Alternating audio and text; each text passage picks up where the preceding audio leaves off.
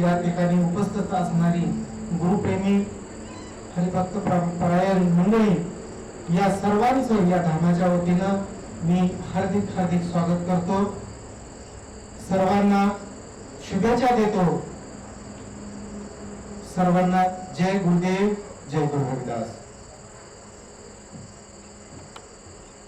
रविदासांचा इतिहास आपल्याला पाहायचा असेल, पूर्ण इतिहास, तर ही स्क्रीनवर आपण पाहिली. ही आपल्याला समाज व्यवस्था, वर्ण व्यवस्था आपल्याला माहितच आहे, पण मी थोडस रिपीट करण्याचा प्रयास करतो. सगळ्यांना हे माहित आहे.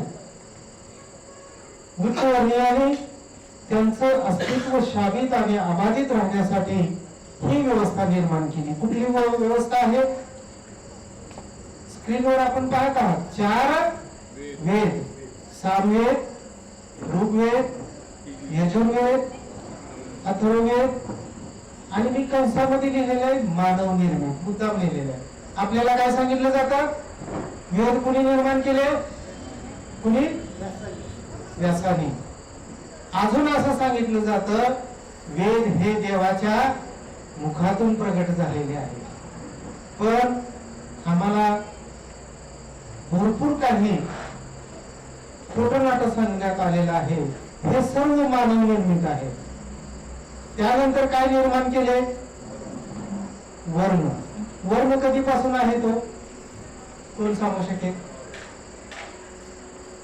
कधीपासून आहे?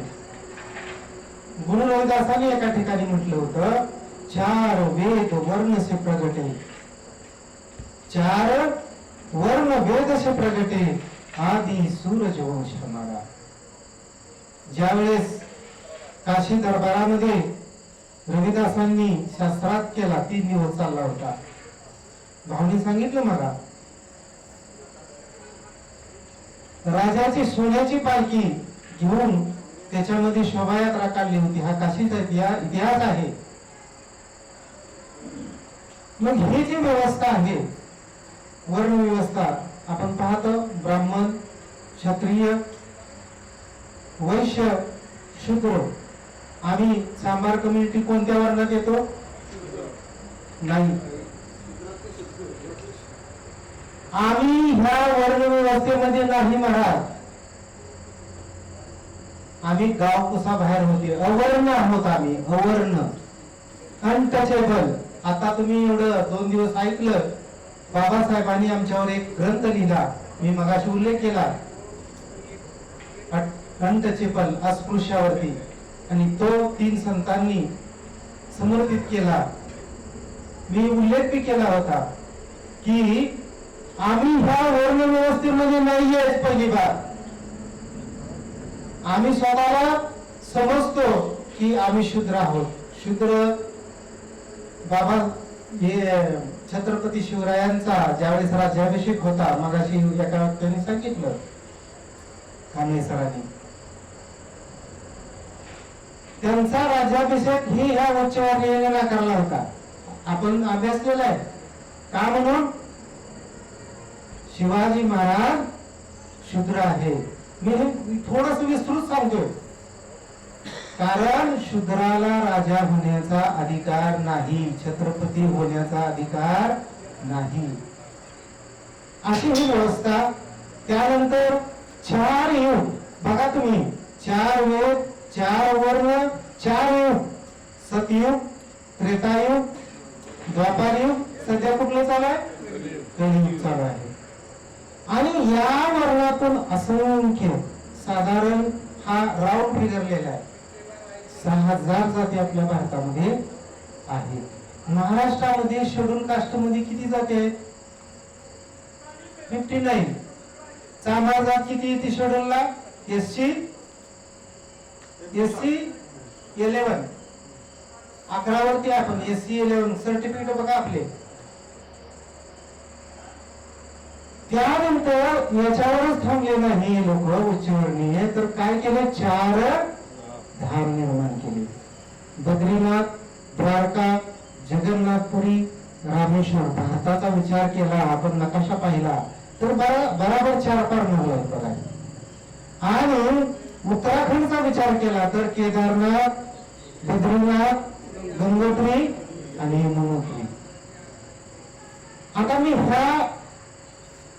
ही जी व्यवस्था आहे मुद्दाम का घेतलेली आहे, कारण रविदास जर समजायचे असतील तर दिवस समजणं अत्यंत गरजेचं आहे आणि म्हणून ही व्यवस्था घेतलेली आहे. हे कशासाठी केलं आणि कोणी निर्माण केले हा प्रश्न आमच्या मनामध्ये आला पाहिजे. तर याचं उत्तर मी त्या ठिकाणी लिहिलेलं आहे. आपल्या भूजनाच्या मनामध्ये या व्यवस्थेबद्दल डर, भीती निर्माण करण्यासाठी आणि कर्मकांडामध्ये फसवण्यासाठी, विशेष म्हणजे शिक्षापासून आम्हाला वंचित ठेवण्यासाठी, ज्ञानापासून वंचित ठेवण्यासाठी ही व्यवस्था निर्माण केलेली आहे. आणि साधू संतांचं जे आंदोलनच आहे हे क्रांतिकारी आंदोलन याच्यासाठीच आहे, हे मला याच्यातून सांगायचं आहे. ही व्यवस्थाच नेस्तनाबूद करून बेगमपुरा शहर को नाव दुख अंधो नहीं ते ठाव, जहाँ कोई गम नहीं, जहाँ कोई दुख नहीं, जहाँ कोई अंधो नहीं, अशा प्रकारचं शहर निर्माण करण्याचा प्रयास गुरु रविदासांनी केला होता. आणि हे आहे संतांचं काम. दुसऱ्या स्लाइड मध्ये स्पष्ट लिहिलेलं आहे, संतांचं आंदोलन जे आहे हे समाजाचा विकास आणि समाजाचं परिवर्तन करणारं आंदोलन होतं. हे काम साधं नाहीये, अनन्यसाधारण कार्य आहे. मग हे काम संतांनी कशाच्या माध्यमातून केलं? कीर्तन, प्रवचन, भजन, अभंग, भारुडे, साकी, धोये. एकनाथांची भारुडं आहेत. अगं सत्वर पाव गो मला भवानी आहे. तुम्हाला माहित आहे याचा अर्थ, मला स्पष्ट करायची गरज नाहीये. हे कशावर ओढलेला आसूड आहे आपल्याला माहित आहे. त्या त्या काळी प्रचलित असणारी पद्धती साधू संतांनी जनसामान्याला समजेल त्या भाषेमध्ये मांडण्याचा प्रयास केलेला आहे. बरोबर.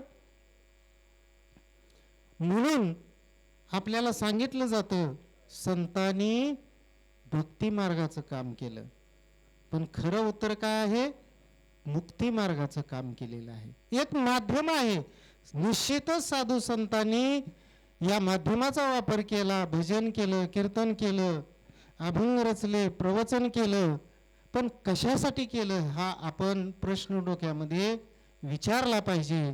तर त्याचं उत्तर असं आहे की या ठिकाणी असणारी विषमता, वर्णभेद, जातीभेद, संप्रदायभेद हे नष्ट करून समाजामध्ये परिवर्तन होऊन समाज हा सामाजिक समता निर्माण करण्याचा प्रयास सर्वच साधू संतांनी केलेला आहे.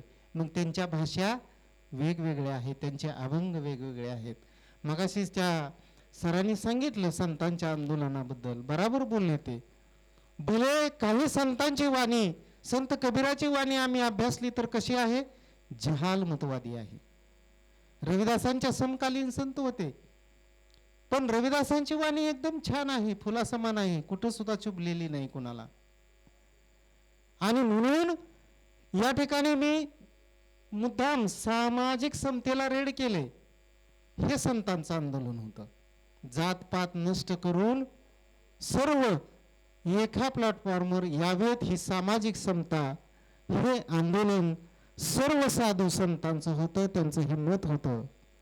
कारण धर्मांध व्यक्ती विज्ञानवादावर चालू शकत नाही. आणि म्हणून ही असणारी धर्मांधता, कर्मकांड, रीतिरिवाज हे खतम होऊन आपण विज्ञानवादी दृष्टिकोनाकडे जावं, हे काम या महाराष्ट्रातील साधू संतांनी केलेले आहेत. म्हणून मी म्हटलेलं आहे ही महाराष्ट्राची संतांची भूमी आहे. बहुजनातले सगळेच संत गेले, तुम्ही सगळे त्याच संप्रदायातले, मला वावगं सांगायचं गरज नाही. सगळ्या जातीमध्ये संत होऊन गेलेले आहेत.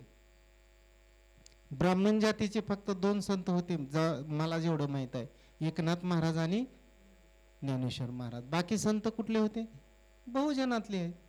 मगाशी मी उल्लेख केला नामदेव संतांचं फार मोठं महत्व आहे. भागवत धर्माची ही पताका पहिल्यांदा कोणी फडकवली असेल तर ते आहेत नामदेव. पण आम्हाला काय सांगितलं जातं? ज्ञानदेवे रचला पाया, तुका झालाशे कळस. आता ते कुणी फिरवलं, पण मला असं वाटतं ते नामदेवे रचला पाया, तुका झालाशे कळस असं असायला हवं. कारण शिंपी समाजामध्ये जन्म घेऊन नामदेवाने फक्त इथंच काम नाही केलं, महाराष्ट्र काशीसारखं शहर तिथं सुद्धा काम केलं. आणि ते त्यांना काम करू न दिलं तेव्हा ते पंजाबच्या राजाचा राजाश्रय घेतला. आणि म्हणून मी त्या दिवशी उल्लेख केला की असे एकमेव संत आहेत संत नामदेव की त्यांची वाणी मराठीमध्ये बी आहे, अवधी भाषामध्ये बी आहे आणि पंजाबमध्ये आहे. गुरु ग्रंथ साहेबमध्ये 61 अभंग नामदेवाचे आहेत दर्ज. आपल्या महाराष्ट्रातल्या अजून एक संत आपण म्हणतो शेना, त्यांचे अभंग आहेत. पण इतर संतांची वाणी गुरु ग्रंथ साहेबमध्ये महाराष्ट्रातली नाही आहे. हे महत्वाचं आहे. आणि यातील एक उदाहरण म्हणजे आमच्या कोममध्ये आमचे जगद्गुरु, आमचे कुलगुरू जगद्गुरु रविदास. आज मी त्यांच्याबद्दल माहिती सांगणार आहोत. हे एक थोडंसं मी बॅकग्राऊंड सांगितलं संतवाणीसाठी. मग स्लाइडवर आपण लिहिलेलं आहे की गुरु रविदासांची पूर्वकालीन समाज व्यवस्था कशी होती. तर भारताचा इतिहास जर आपण अध्ययन केला तर या भारतावर 7व्या-8व्या शतकापासून परकीयाचं अतिक्रमण, स्वाऱ्या इथं सुरू होत्या. आणि हा काळ हळूहळू वाढत जाऊन गुरु रविदासांचा जो कार्यकाल होता त्यावेळेस तर पूर्ण भारतामध्ये मुस्लिमांचं राज्य होतं. तुम्ही जर इतिहास पाहिला तर मग त्याच्यामध्ये लिहिलेलं आहे मी कार्यकाल 1206 ते 1536 मध्ये हे विविध मुस्लिम राजे आपण स्क्रीनवर पाहत आहात. गुलाम, गजनी, खिलजी, तुगलक, सय्यद, लोधी या वंशाच्या लोकांनी आमच्यावर काय केलं? राज्य केलं. आणि इथले बी स्थानिक राजे होते, राजपूत राजे, यांच्या लढाया व्हायच्या. त्यामुळे इथली जनता पिचली होती लढाया करून करून. आणि सगळ्यात महत्त्वाचं म्हणजे आपण जर पेशवाईचा कार्यकाळ पाहिला तर आमच्या काळामध्ये काय होतं? काय होतं? मडकं होतं ना, आणि पाठीला झाडू होता पेशवाईच्या कार्यकाळामध्ये. आणि त्याच्या अगोदरचा हा कार्यकाल आहे. म्हणजे अस्पृश्यांची स्थिती काय असेल थोडासा विचार करा. आणि अशा वेळेस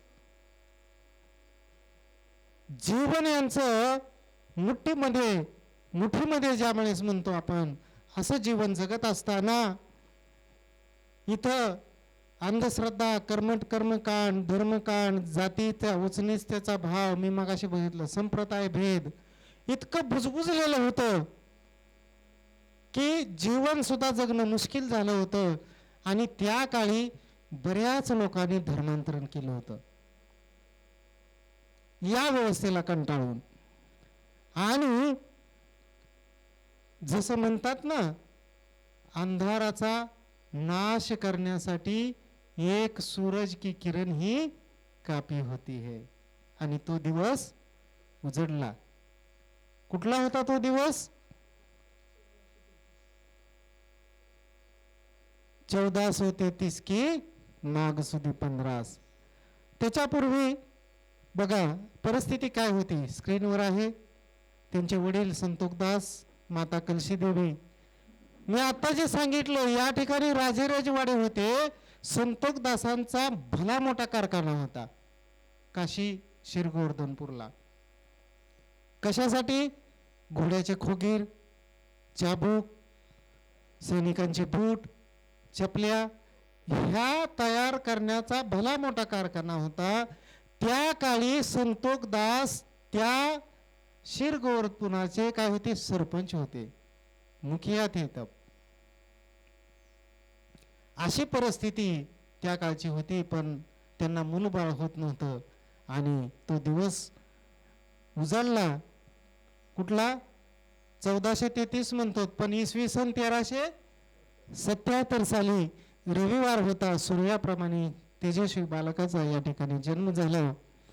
अख्ख्या नगरामध्ये त्यावेळेस आनंद झाला होता. बौद्ध भिक्खू असतील, सगळ्यांना त्या ठिकाणी मिठाई वाटून आनंद, ढोल ताशा, साधू संतांचा यथेच्छ सन्मान करून त्या ठिकाणी दानधर्म करण्यात आला.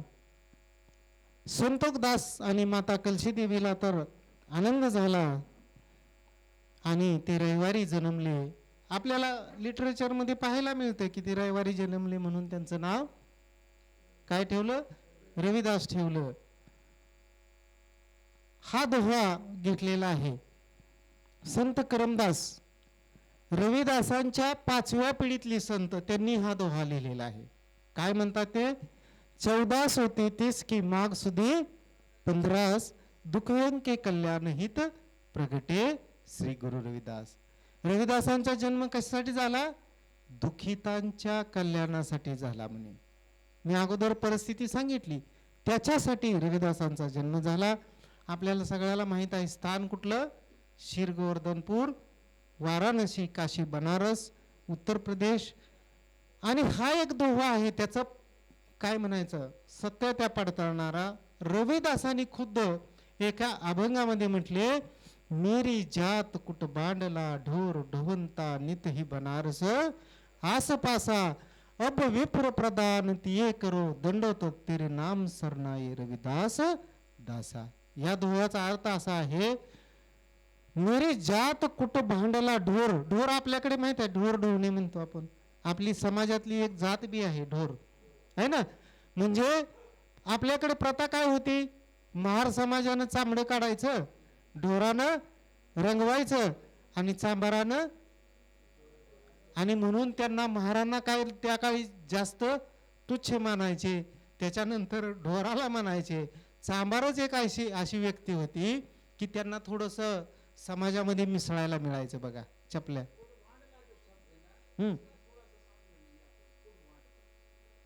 वही जो हम क्या बोलते हैं, जो काम करते हैं वो ढोर ढोने वाली और कुट बांधला मतलब उसकी प्रक्रिया है, ऐसा वो शब्द का अर्थ होगा. तो ये करने वाली मेरी जमात है.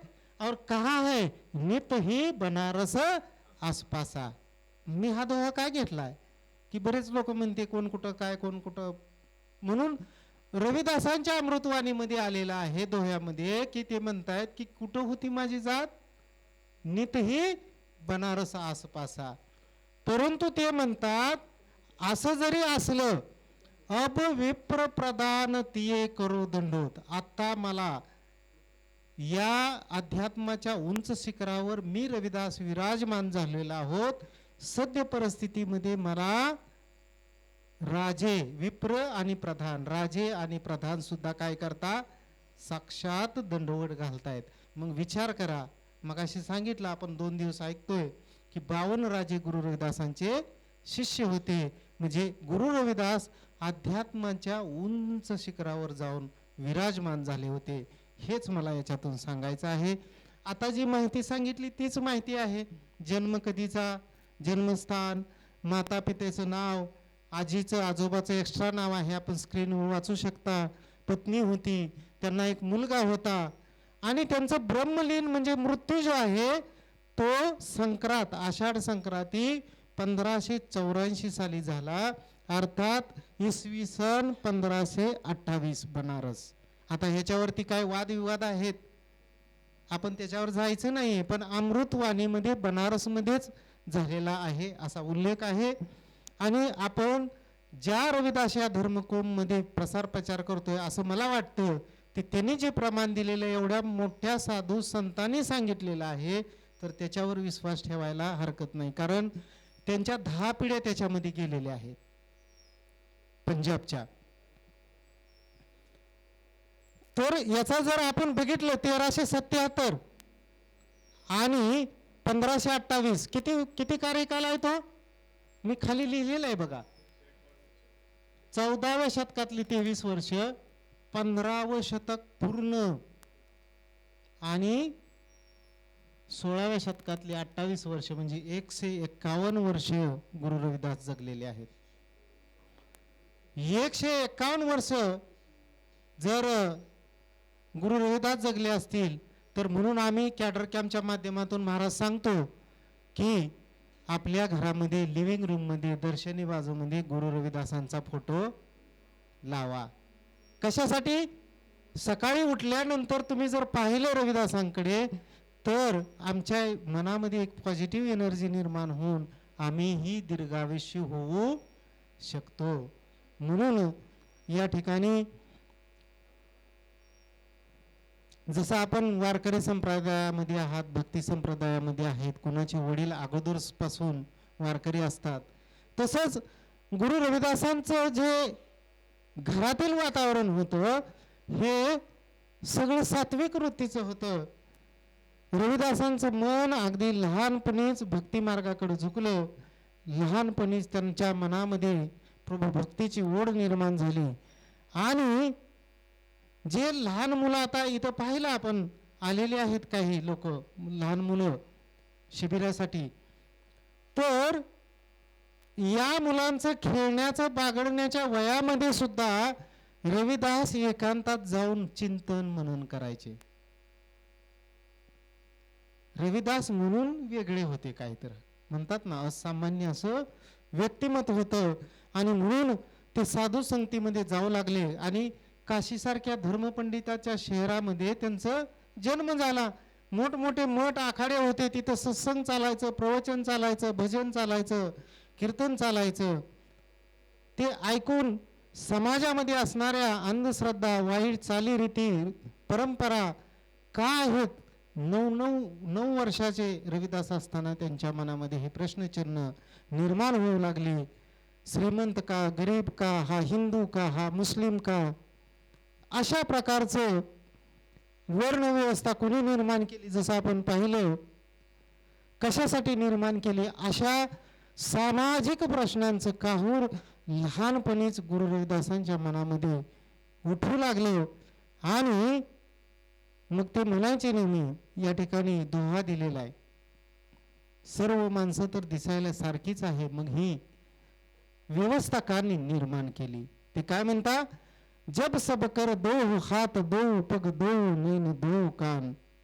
अरे सगळ्यांना काय आहे, 2 कान आहे, 2 डोळे आहेत, 2 हात आहेत, 2 पाय आहेत, शरीराचे इतर अवयव सुद्धा समान आहेत. फक्त नर मादी फरक सोडला तर सर्व अवयव समान आहे. मग तो कुठल्याही धर्माचा घ्या, हिंदू असू द्या, मुस्लिम असू द्या, ख्रिश्चन असू द्या, बौद्ध असू द्या, पारशी असू द्या, जैन असू द्या, काय कुणाला 2-4 डोळे जास्त आहेत का? नाहीये. रविदास म्हणतात मग असं का? काय म्हणतात बघा, रविदास पृथक कैसे भये हिंदू मुसलमान. किती मोठा आघात घातलेला आहे. प्यारी साथ संगत, या दोह्यावर आम्ही फार मनन चिंतन करायला हवं. आज आमच्यामध्ये भांडणं लावून तमाशा पाहणारे भरपूर लोक आहेत, त्यासाठी ही एक चपराक आहे. आणि जर गुरु रविदासांना आपण म्हटलं की गुरु रविदास एवढं ब्राह्मणालाही हरवलं होतं, ब्राह्मण पंडितांना, मग त्यांना एवढं शिक्षण कुठून मिळालं असेल? खाली लाईन लिहिलेली आहे मी, चांभार जातीत जन्मल्यामुळे रविदासांना शिक्षणाची दारं बंद होती. कारण शीर गोवर्धन पूर्वच काशी बनारस पासून ते आता त्यात एकत्र आले, पण ते फार बाहेर होतं, कारण चांभारवाडा गावाच्या बाहेरच असतो. मग त्यांना हे ज्ञान कसं प्राप्त झालं? मी मगाशी सांगितलं की या समाज रचनेचा अभ्यास रविदासांनी स्वयं केलेला होता. स्वयं मनन, स्वयं चिंतन, साधू संतांचा सहवास, कीर्तन, भजन, प्रवचन ऐकून गुरु रविदासांनी हे ज्ञान प्राप्त केलं होतं. आणि मी मगाशी म्हटलं की गुरु रविदास त्या उंच शिखरावर जाऊन पोहोचले होते. आणि म्हणून या ठिकाणी तुम्ही सकाळी ऐकला अभंग, बऱ्याच लोकांनी सांगितला, तो ही मोही अंतर कैसा कनक कटक जल तरंग जैसा. गुरु रविदास म्हणतात प्रभू परमात्म्याला, हे परमेश्वरा तुझ्यातून माझ्यात अंतर कसलं, जर असेल तर तेही जल आणि त्या जलावर उठणाऱ्या तरंगा एवढंच असू शकतं, कारण ते तरंग परत पाण्यामध्ये काय होतात, विलीन होतात. असं गुरु रविदास. मग बघा, साक्षात परमेश्वराला तुझं माझं करणारं व्यक्तिमत्व किती उंच दर्जाचं असेल अध्यात्मावरती, याचा थोडासा विचार करणं गरजेचं आहे. पण आपल्याकडे जी पद्धती आहे, आपल्या इकडे बघा, एखादं मुलग काम नाही करायला, धंदा नाही करायला, तर काय म्हणतो आपण, काय म्हणतो काका, काय करतो आपण, हा, लगीन लावून देतो. बरोबर बोलले तुम्ही. हा, गळ्यात लोढणा बांधल्यानंतर काय तर हे होईल असं म्हण आहे, म्हणजे त्या काळी म्हणायचे. पण आता परिस्थिती नाही, सगळ्यांना, स्त्री पुरुषांना समान अधिकार आहे. पण गुरु रविदासांच्या बाबतीत बी तेच घडलं.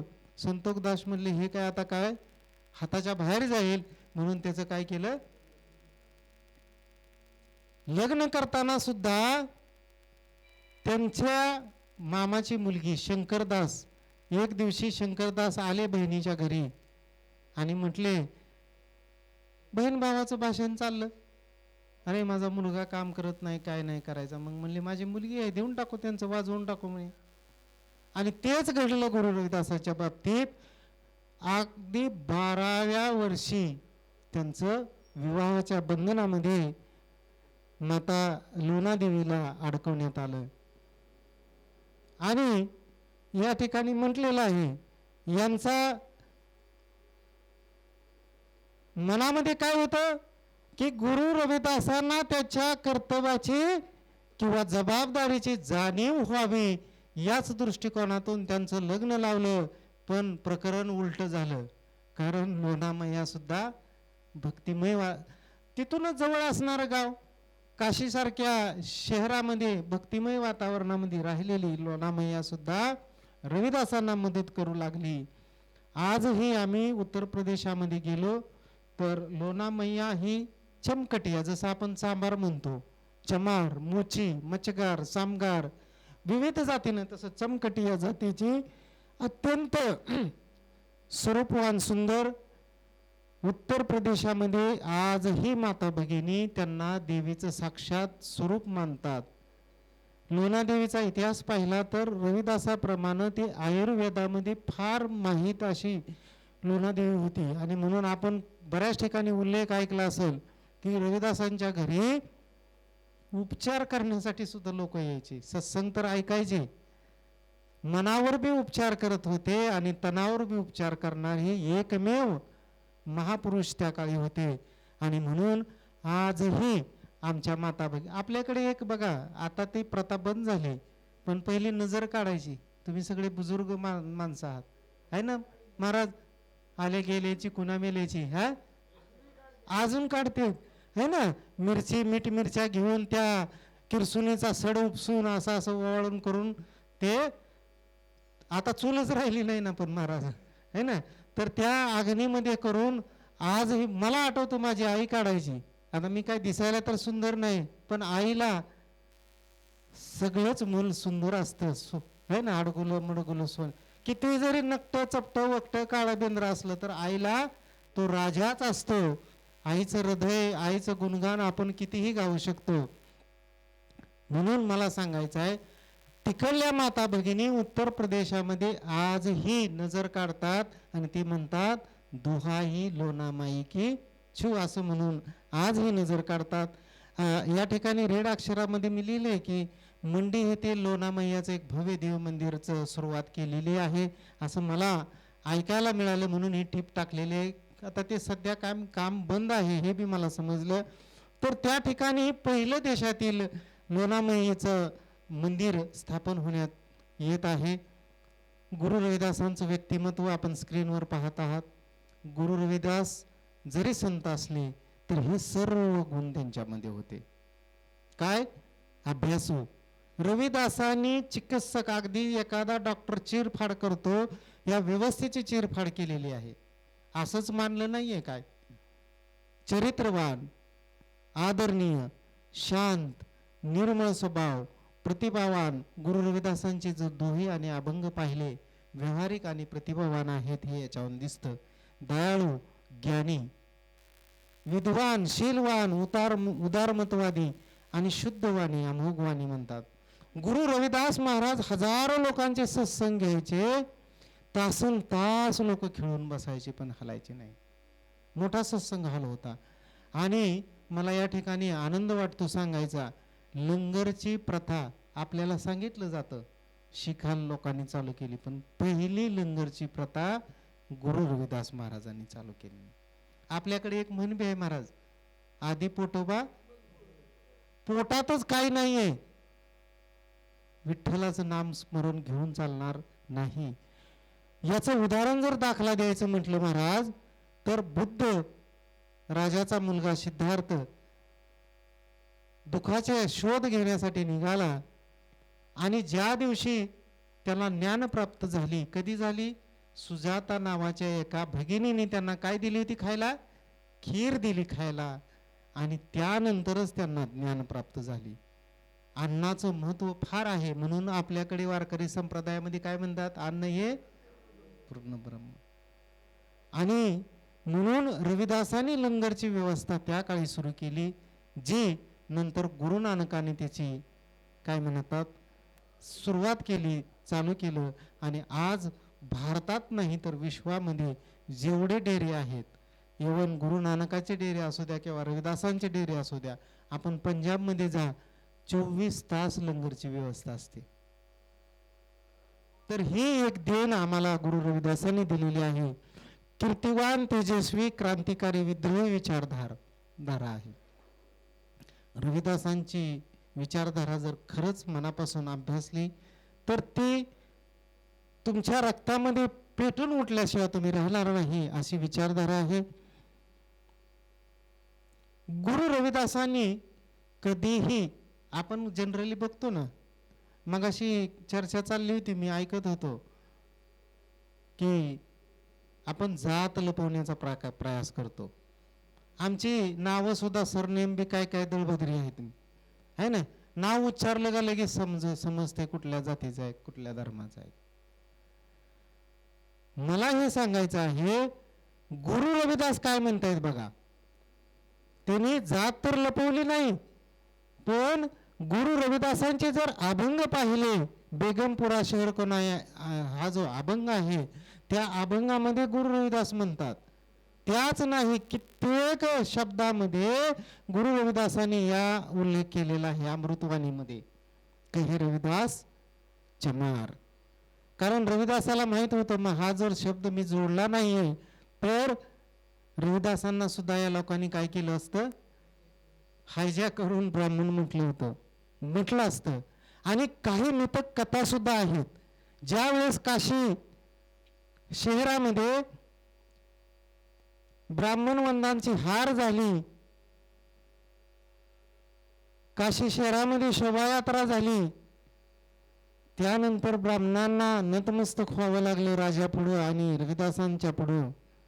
त्यांनी काय विषय मिथक कथा रचल्यानंतर की गुरु रविदास पूर्वाश्रमीचे ब्राह्मण होते, म्हणूनच या जन्मी ते एवढे हुशार, यालाच काय म्हणतात गिरा तो टांग उपर, है ना. अशा प्रकारची प्रवृत्ती आहे या लोकांची. तर आमच्यासारख्या सुज्ञ माणसांनी हे अभ्यासले पाहिजे. प्यारी साथ संगत, या ठिकाणी मी काही शब्दांचा उल्लेख रेडमध्ये केलेला आहे. अस्पृश्यासारखे शब्द ऐकून या कम्युनिटीला आत्महीनतेचा जो शिकार झाला होता, त्यांच्या मनामध्ये चिंगारी पेटवून आत्मसन्मान आणि आत्मगौरवाचा भाव निर्माण करण्याचं काम कोणी केलं असेल तर कशाच्या माध्यमातून? ते म्हणतात बघा, नागरजना मेरी जात विख्यात चमारम, हृदय राम गोविंद गुणसारम. हम है कैसे? हमारे हृदय में उस राम का गोविंद गुण जो है वो हमारे हृदय में है. आणि आमची जात जी आहे ही विख्यात चमार आहे, अशी तशी नाहीये. पण आम्ही आमच्या मनाला असं सिग्नल दिलं की आम्ही अस्पृश्य आहोत, आम्ही चमार जातीमध्ये आहे, आम्ही हलक्या जातीचा आहे. आणि गुरु रविदासांनी हे फार मोठं काम केलेलं आहे. मग याचा परिणाम काय झाला पहा, की त्या काळी मुस्लिम राजाच्या कार्यकालामध्ये भरपूर लोकांनी धर्मांतर केलं, पण आमच्या कम्युनिटीनं धर्मांतरण केलं नाही. आणि म्हणून इतर मुस्लिमामध्ये बघा वेगवेगळ्या जाती सुद्धा आहेत, ते आपल्याच परिवर्तत. कसं आहे, धर्म बदलता येतो, जात बदलता येते का? संविधानामध्येच प्रावधान नाहीये, जात बदलता येत नाही. म्हणून मुस्लिम धर्मामध्ये बी आमच्या जातीचे नावी आहेत, जुला आहेत, वेगवेगळ्या जाती आहेत, पण मुस्लिमामध्ये चमार जाती तुम्हाला पाहायला मिळत नहीं. ये देन किसकी है? गुरु रविदास जी की है, क्योंकि उस समय से हम लोग गुरु रविदास जी को फॉलो करते आ रहे हो. मग ही जी विचारधारा आहे गुरु रविदासांची, मी मगाशी सांगितलं तासन तास गुरु रविदास सत्संग करायचे, प्रबोधन करायचे. याचा परिणाम काय झाला त्या काळी? सत्संगाच्या माध्यमातून गुरु रविदासांनी समतावादी विचारधारेचा, जसा तुम्ही पाहिला ऐसाच्या हूँ राजमी, समतावादी विचारधारा. बाबासाहेबांनी त्याच्यावर आर्टिकल टाकलं 1/4 इक्वॅलिटी बिफोर द लॉ, वो रविदासजी से लिया. आम्हाला सांगितलं जातं बाबासाहेबांनी संविधान लिहिलं, इतर देशाचं संविधानामधलं सार याच्यामध्ये एकत्र केलं, म्हणजे कॉपी केलं इनडायरेक्टली असं बोलतात, पण तसं नाही आहे. बाबासाहेबांनी संतांना अभ्यासलं होतं. बाबासाहेबांनी धर्मांतराची घोषणा कधी केली होती? येवला या ठिकाणी 35 साली केली होती. आणि धर्मांतर कधी केलं? कधी केलं? 56 ला. किती कार्यकाल आहे? धर्मांतरण झालं आणि बाबासाहेबचा परत महापरिनिर्वाण झालं. एवढा वेळ का लागला? आज विश्वामध्ये विद्वान व्यक्ती होते बाबासाहेब. हा जो पिरियड आहे, या सर्व धर्माचं त्यांनी स्टडी केलं आणि विज्ञानवादी असणारा जो धर्म आहे बौद्ध धर्म नंतर स्वीकारला. मला हे का सांगायचं आहे की ही जी विचारधारा आहे, ही गुरु रविदासांची समतावादी विचारधारा, याचा परिणाम झाला, समाजामध्ये जागृती निर्माण झाली, समाजाचं प्रबोधन झालं. कर्मकांड, धर्मकांड, संप्रदाय भेद, जाती भेद नष्ट होण्याचं कारण 52 राजेच राजाश्रय गुरु रविदासांना जर देऊ लागले, तर त्यांना अपेक्षित असणारी व्यवस्था निर्माण करण्याला सुरुवात झाली. आणि वेगवेगळ्या जातीतील, वेगवेगळ्या धर्मातील त्यांचे शिष्य निर्माण झाले. मुस्लिम राजे सुद्धा गुरु रविदासांचे काय होते? तुम्ही पाहिलं, मगाशी उल्लेख केला तुगलकाबादला सिकंदर लोधीचा इतिहास माहीत आहे. त्यांनी त्यांच्या नावावरती, गुरु रविदासांच्या नावावरती 7/12 आहे हे उल्लेख सुद्धा मिळालेला आहे. परंतु मध्यंतरीच्या कालावधीमध्ये तिथं असणारं मंदिर काय केलं? पाडून टाकलं. आपल्याला माहित असेल बऱ्याच लोकांना, तुगलकाबादचं मंदिर पाडलं. याचा परिणाम असा झाला, समाजामध्ये बंधुता, समता, स्वातंत्र्य आणि न्याय याचा प्रसार प्रचार झाला. जसं म्हणतात ना, जर बंधुता नसेल तर समानता प्रत्यक्षात येऊ शकत नाही. आमच्यामध्ये प्रेमभावच नसेल तर समानता तर पुढची गोष्ट आहे. आणि म्हणून प्रत्यक्षात येऊ शकत नाही. समतेशिवाय स्वातंत्र्याला अर्थ नाही. समता असेल तरच स्वातंत्र्य येईल, नाही तर अर्थ नाही. आता आपण पाहतो, खरंच का आपण स्वातंत्र्य आहोत? थोडा विचार करा. भारताला स्वातंत्र्य मिळून किती वर्ष झाली? आजही आम्हाला मानसिक गुलामीमध्ये राहावं लागतं. महाराजांनी खंत व्यक्त केली मगाशी, आज भी हमारे जात का जब मालूम पड़े तो उसका पत्ता कट जाता है. कहाँ है गुरु रविदास जी की समता? कहाँ है साधु संतों का विचार? तुकाराम महाराजांना सुद्धा याच व्यवस्थेला बळी पडावं लागलं. आणि म्हणून जिथं स्वातंत्र्य नाही तिथं न्याय आपल्याला मिळणार नाही. आणि म्हणून ही जी चतुसूत्री आहे, ही रविदासांनी फार चांगली जाणली होती. आणि भारतीय संविधानामध्ये सुद्धा तुम्हाला हेच आर्टिकलच्या माध्यमातून पाहायला मिळेल. आणि म्हणून सत्संगाच्या मार्गातून चालू केलेली ही लहर, ही क्रांतीची लहर, ज्यांच्यावर अन्याय अत्याचार होत होता त्यांच्यामध्ये संघर्षाची भावना निर्माण करण्याचं काम गुरु रविदासांनी केलं. आणि तत्कालीन सामाजिक परिस्थिती जाणीव आणि त्याच्यामध्ये स्वातंत्र्याची आग प्रज्वलित करण्याचं काम गुरु रविदासांच्या विचारधारेने केलं.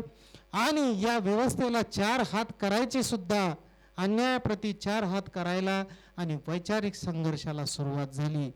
सत्संगाच्या, मी मगाशी म्हटलं, सत्संग प्रवचन भजनाच्या माध्यमातून इथं असणारे अंधविश्वास, कर्मठ, कर्मकांड, वर्णभेद, जातीभेद नष्ट करण्याचा प्रयास गुरु रविदासांनी सुरुवात केला होता. आणि इथूनच गुरु रविदासाला विरोध झाला. कारण गुरु रविदासांनी, मी सुरुवातीलाच म्हटलं होतं कि वर्ण व्यवस्था को खत्म करने का प्रयास गुरु रविदास जी ने किया था.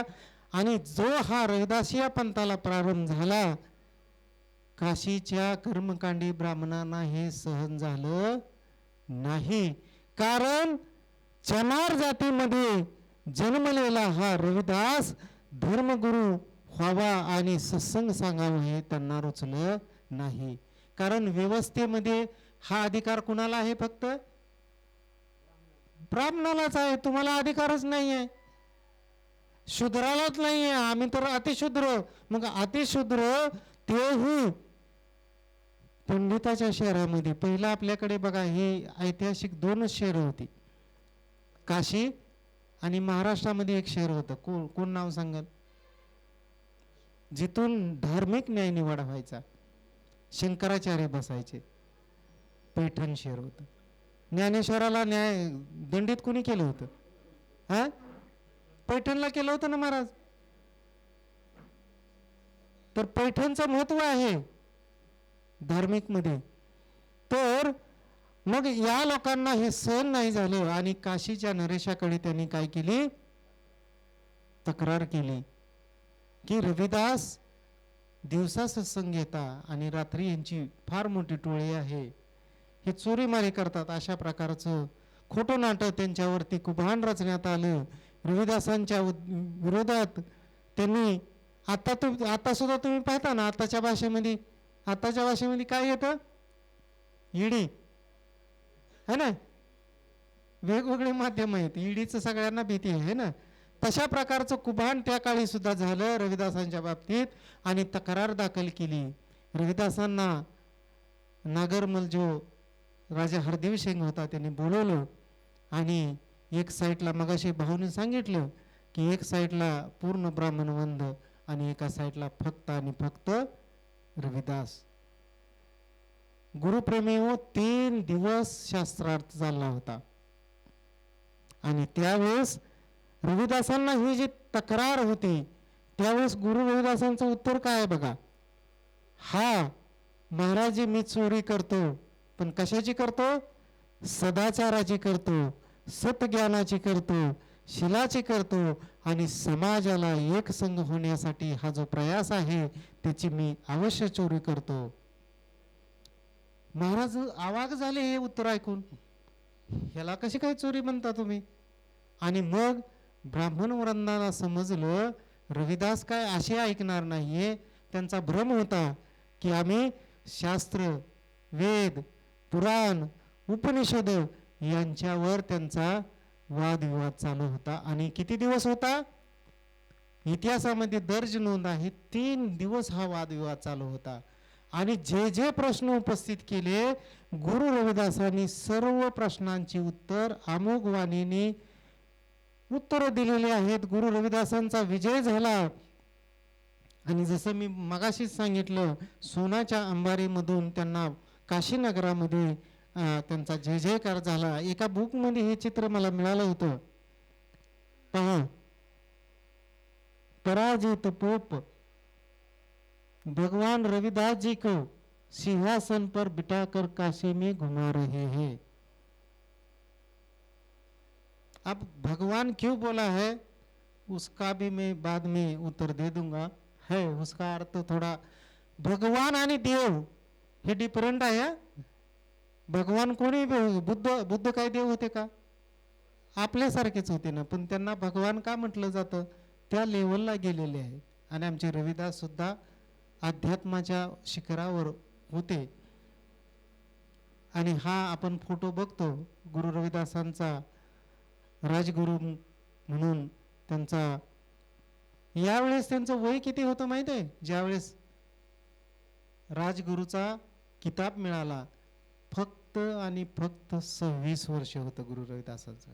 बघा, त्यानंतर एवढं त्यांनी प्रसार प्रचार केलेला आहे, हे त्यांच्या अभंगामधून आम्हाला मिळतं. 7व्या वर्षी ते भजन कीर्तन सत्संग. त्यांच्या एका अभंगामध्ये उल्लेख आहे की जे 9 निधी आहेत, मी लिहिलेलं आहे, पद्म, महापद्म, मकर, जे तुम्ही वाचून बघा. तर गुरु रविदास म्हणतात 9व्या वर्षी म्हणतात, 7व्या वर्षी म्हणतात, ये सब मेरे हाथों की उंगली पे मैं नचाता हूं. विचार करा महाराज, गुरु रविदास किती ज्ञानी असतील. 9व्या वर्षात त्यांचं अध्यात्माचं सखोल ज्ञान, 12व्या वर्षी ते प्रबोधन करत होते, सत्संग घेत होते, बहुश्रुत विद्वान झाले. आणि 26व्या वर्षी काशीच्या पंडितासोबत जो मी आता सांगितलं त्याच्यामध्ये ते सगळ्यांना हरवून विजय प्राप्त केला. आणि संतांचे संत शिरोमणी जगद्गुरू हा जो राजगुरूचा सुद्धा किताब बहाल केला. त्यावेळेस जे मगाचं जे कोटेशन सगळे लोक घेतात ना, काशीचा नरेश काय म्हणतो, रविदास जी आप इतने ज्ञानी कैसे हैं? त्यावेळेस गुरु रविदास म्हटले होते की जुगादि जुगो से आए रे पंडित, ज्ञानी चेतन हंस पुकारा. हे पंडित, मगाशी एक अगोदर मी एक दोहा सांगितला होता, 4 वर्ण वेद से प्रगटे, आदि सूरज वंश हमारा. गुरु रविदास म्हणतात, राजाला उत्तर देतात, हे ब्राह्मण पंडित, ये जो व्यवस्था है ये कहाँ से है? वेदों से है, लेकिन हमारी कम्युनिटी उससे भी पहले है. रामायण महाभारत जो हुआ उसमें भी जो शिव पुराण है, शिव पुराण आहे त्याच्यामध्ये सुद्धा हाय पाणी आहे, 1 मिनिट.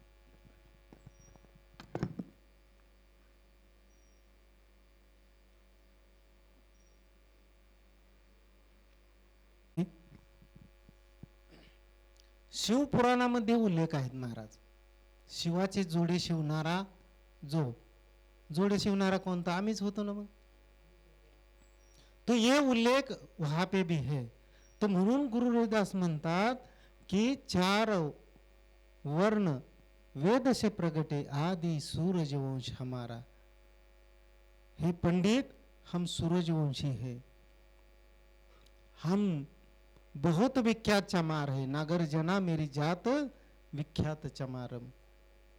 आणि पुढे जाऊन मी मगाशी परत रिपीट करतोय तो दोहा कि ते जुगादि जुगो से आए रे पंडित, ज्ञानी चेतन हंस पुकारा. अरे पंडित, तुम तो वेदों से आए. वेद बने कभी? इसवी सन पूर्व 1200 ते 1500 वर्षापूर्वी. म्हणजे आज 2000 किती 26 आणि ते 1500 पकडा, 3500 वर्षापूर्वीच आहे. लेकिन हम जुगादि जुगों से है बोले. और कैसे है? ज्ञानी चेतन हंस पुकारा. या ठिकाणी हंस आहेत. तो त्याला जर दूध आणि पाणी मिक्स करून ठेवलं तर तो काय करतो? काय करतो? फक्त दूध पितो, पाणी बराबर वेगळा करतो. इतने हम ज्ञानी है. बघा, आम्हाला कमी का समजायचं? आम्ही त्याच कोम मधले आहोत, गुरु रविदासांचे वंशज आहोत, आम्ही हुशार आहोत. पण आम्हाला या वर्ण व्यवस्थेनं असं बनवलं की तुम्ही अछूत आहे, तुम्हाला काही ज्ञान नाही, आम्हाला गुलाम म्हणूनच वागवलं गेलं. तर या ठिकाणी गुरु रविदासांची हे सगळ्यांना माहीत आहे, तरी पण ही स्लाइड नजर मारा तुम्ही. वेगवेगळ्या उत्तर प्रदेशामध्ये काय म्हणते, पंजाबमध्ये काय म्हणते, बंगालमध्ये काय म्हणते, पण आहेत हे पुऱ्या विश्वामध्ये ग्लोबली त्यांना काय नावानं ओळखलं जातं? रविदास या नावानं ओळखलं जातं. त्यांचे हे शिष्यगण राजा नागरमल, मी मगाशी म्हटलं हरदेव सिंग, याच राजाच्या हस्ते सिकंदर लोधी, महाराणा प्रताप, राजा चंद्रप्रताप, बिजली खान, राणा रतन सिंग. ह्या स्लाइड ह्याला जास्त एक्सप्लेन करायची गरज नाही, नावं तर आहेत ना, तुम्ही वाचत जा, कारण वेळेचा आपल्याकडे अभाव आहे. ही स्लाइड जरा नीट लक्षात ठेवा. रविदासांनी एवढ्या भाषेचं ज्ञान होतं. अमृतवाणीमध्ये ह्या भाषा आलेल्या आहेत: अवधी बोली, ब्रजभाषा, राजस्थानी, गुजराती, पंजाबी, संस्कृत, फारसी, अरबी, मराठी. रविदास पंढरपूरला सुद्धा येऊन गेलेले आहेत ह्या पार्टमधून. अगदी तामिळनाडू पर्यंत गेलेला उल्लेख आहे. आणि हे जे अमृतवाणीचं आहे, हे आम्हाला जसं तुकाराम गाथेबद्दल बी झालं तसाच प्रकार रविदासांच्या बद्दल बी झालेला आहे. पण दादूपंत जो होता, त्यांची ही पद, रजब दास संकलित पद, आदी ग्रंथ, आदी जो धर्म होता, आदी ग्रंथ, त्याच्यातली पद, हे सगळं एकत्रित करून 30 जानेवारी 2010 साली माघ पौर्णिमेला जन्मस्थान, जे प्रथम जन्मस्थान आहे शिरगोर्दपून, त्या ठिकाणी अशा प्रकारची एक अमृतवाणी आहे, ही प्रकाशित झालेली आहे. मोठं बुक आहे. आणि ही कुणी प्रकाशित केलेली आहे? जे महाराज आज आहेत इथं आपल्यात, त्यांचं किती काम मोठं आहे पहा. बुक लिहिणं, अमृतवाणी आणि धर्मग्रंथ तयार करणं फार मोठं काम आहे. ही व्यवस्था, चरित्र, बालपण याच्यावरती मी प्रकाश टाकला. बोलण्यासारखे ह्याच्यात भरपूर आहे, पण हा प्रत्यक्षात आपण थोडं विचारधारेला टच करू, फास्ट जाऊया, कारण मी चालू केल्यापासून बराच वेळ झालाय, तास होत आलेला आहे. तर एक अर्ध्यावर तासात आपण 9 वाजेपर्यंत खतम करूया आपण. पण हे महत्वाचं आहे. काय म्हणतात? जीवाना सीलवान आणि सदाचारी बनवण्यासाठी यांचं काम आहे. मग त्याच्यामध्ये व्यक्तिगत कर्म, पारिवारिक कर्म, सामाजिक कर्म, एक एक बघू आपण. शील, शीलाबद्दल स्क्रीनवर आहे. याच्यातला मेन आशय काय आहे? शील का निर्माण हृदय की अवस्था से होता है ना. तो भाव आपल्यामध्ये असला पाहिजे. ही रविदासांनी शील सांगितलेले आहेत. काय? व्यक्तिगत कर्मामधले, जीव हत्या करू नका, चोरी करू, सत्कमाई करा, व्याभिचार करू नका, सत्यवचन बोला, नशेचा त्याग करा आणि सतज्ञान. एक एक बघू फास्ट. स्क्रीनवर बघा. जीव हत्याबद्दल रविदास काय म्हणतात? रविदास जीव मत मारी एक साहब सब में एक आत्मा दूसरा को. अरे ज्याला तुम्ही मारणार आहे त्याच्यामध्ये त्या प्रभू परमात्म्याचा वास आहे, जीव आहे. आम्ही सगळे एकाच प्रभूची लेकरे आहोत. सब में एक आत्मा दूसरा को नाही. बघा दुसरं शील काय सांगितलं? रविदास श्रम कर खाए जो लो पार बसाय, नेक कमाई जो करे कह बन ने पल जाय. रविदासांनी नेक कमाई करायला सांगितलं है ना. इथं मी कंसामध्ये लिहिलंय बघा, बाप कमाई, पाप कमाई आणि आप कमाई. बाप कमाई म्हणजे बापाच्या इस्टेटीवर रेगोट्या मारणे, बाप कमाई. पाप कमाई म्हणजे खोटं बोलणं, नाटं बोलणं, 420 गिर करून ह्याची टोपी त्याला घाल, त्याची टोपी त्याला घाल, अशा प्रकारची कमाई करणं ही पाप कमाई. 2 नंबरची कमाई म्हणजे पाप कमाई. आप कमाई म्हणजे स्वतःच्या कष्टाची, घामाची जी कमाई आहे, आणि त्या कमाईबद्दल गुरु रविदास म्हटले. ते काय म्हणतात? नेक कमाई जो करे कौबोन निपल जाय, कधीच निष्फळ जाणार नाही. व्याभिचाराबद्दल माहिती आहे. व्याभिचार हा वैयक्तिक स्वरूपाचा असू शकतो, पण समाजावरती त्याचा मोठा परिणाम होतो. आणि म्हणून गुरु रविदास म्हणतात, रविदास इच्छा ये आपण भोगन शेरक दूर, मन बुद्धी शांत रहे, नित घट महे और नूर. जर तुम्ही आपल्या इंद्रियावर जर ताबा ठेवला तर तो जीव बुद्धिमान होतो, विवेकशील बनतो आणि मन बुद्धी त्याची सदैव शांत राहते आणि शरीरामध्ये तेज येते. या जे थोर पुरुष होऊन गेले, साधू संत होऊन गेले, त्यांच्या शरीरामध्ये तेज का होतं?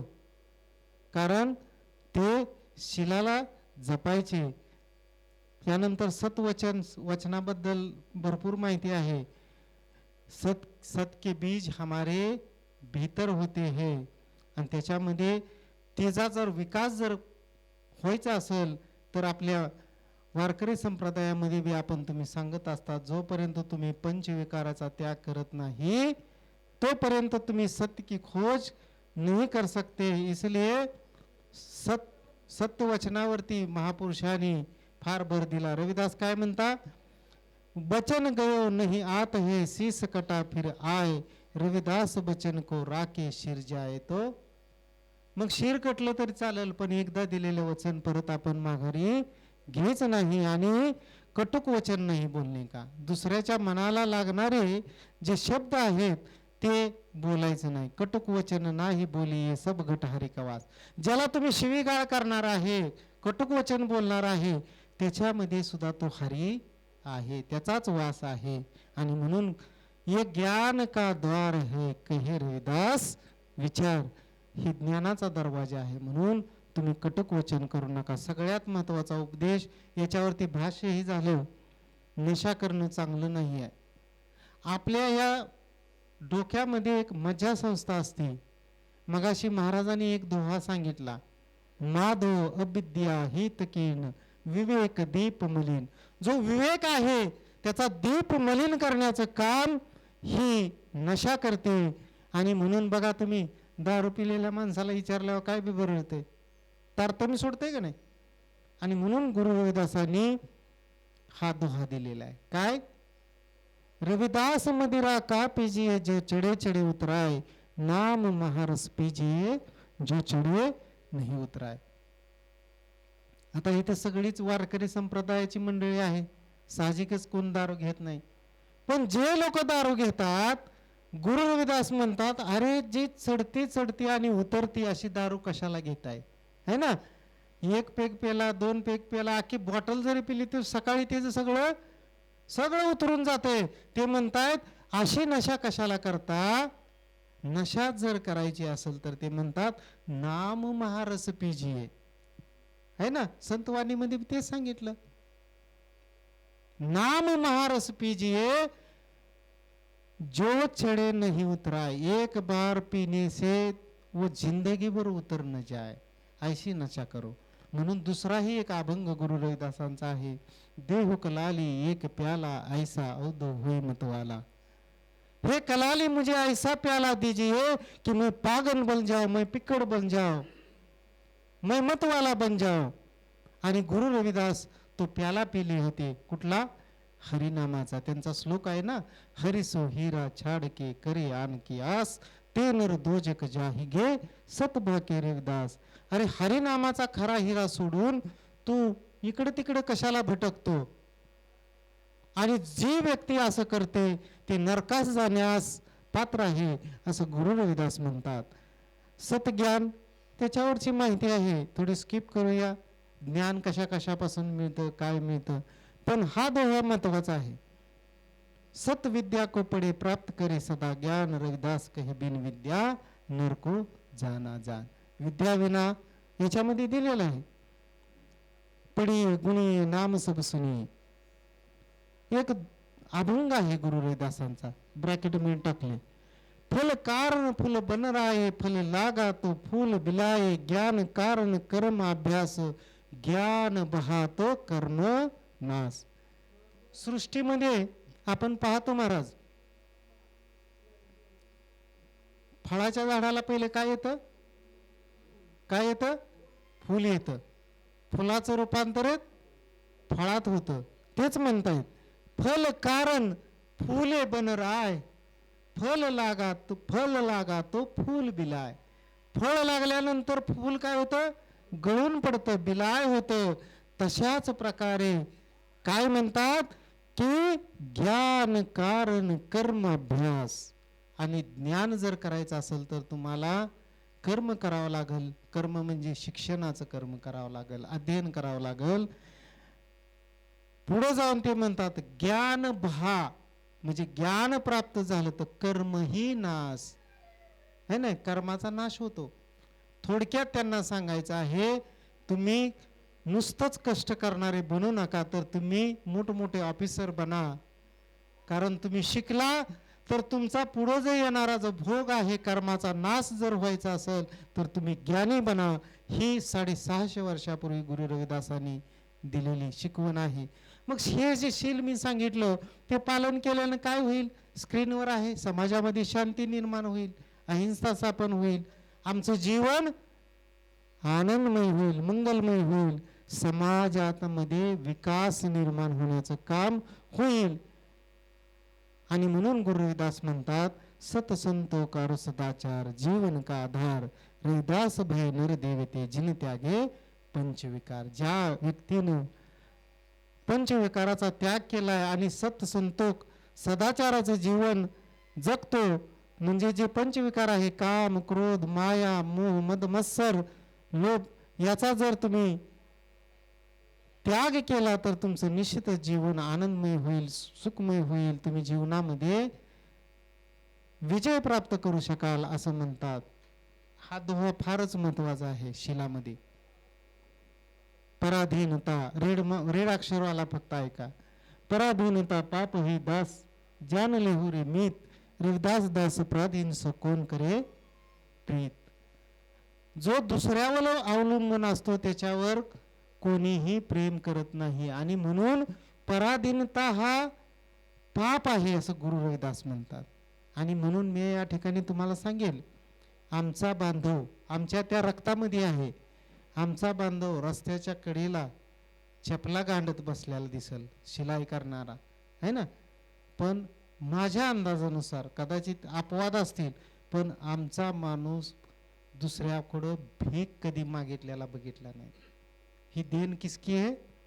गुरु रविदास जी की. म्हणते पराधीनता पाप है. हा फार या ठिकाणी कहाणी आहे, मी नाही सांगणार ते.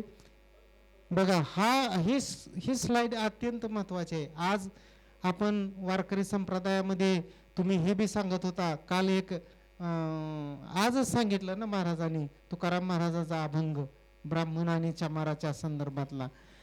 आणि आज ही अंधश्रद्धा कर्मकांड स्क्रीनवर आहे बघा. वेगवेगळ्या प्रथा आहेत, मी वाचत बसत नाही, तुम्ही नजर फिरवा. खाली उदाहरण दिलेलं आहे. आमची माता भगिनी ज्यावेळेस बाजारामध्ये जाते भाजी आणायला, सर भाजी आणायला जाते, मेथीची भाजी असू द्या शेपूची भाजी असू द्या, ती लगेच घेऊन येते का? 4 जुड्या पाहते, नाही त्यात गवत आहे का, जालिंदर आहे का, माती आहे का. ती 10 रुपयाला म्हणलं तर काय म्हणते बाई, 2 घेती, केवढ्याला दी? 15 रुपयाला दी, है ना. आज खाल्ल्याला उद्या जाणार आहे, त्याच्या सुद्धा साठी आम्ही इतकं चिकित्सक वृत्तीनं बघतो. मग आम्हाला ह्या प्रभू परमात्म्याने एवढं सारं मोठं शरीर दिलं, डोळे दिले, कान दिले, याची चिकित्सा आम्ही कधी करायची? अंधश्रद्धा कर्मकांड. आणि म्हणून मी मगाशी सुद्धा हा दोहा सांगितला, ज्या अंधविश्वास है सत्परक्त नाही रविदास सत सोई जानिये जो अनुभव होई मनमाही. आमच्या मनामध्ये जो अनुभव होतोय त्याला सत्य माना, अंधविश्वासापासून दूर राहा असं गुरु रविदासांनी म्हटलेलं. हे वैयक्तिक कर्म पाहिले, पारिवारिक सांसारिक अजून आहे. थोडं फास्ट घेऊया.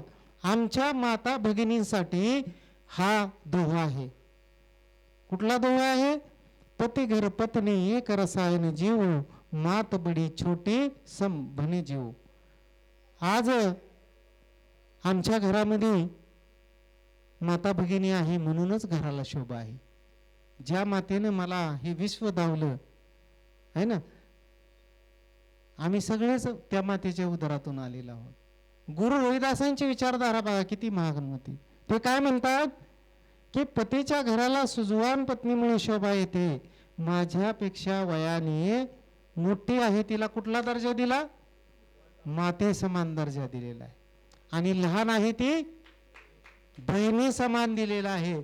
मग मला सांगा, हीच जर विचारधारा आमच्या डोक्यामध्ये असेल तर आज महिलावर अन्याय, अत्याचार, बलात्कार होत आहेत, हे होतील काय?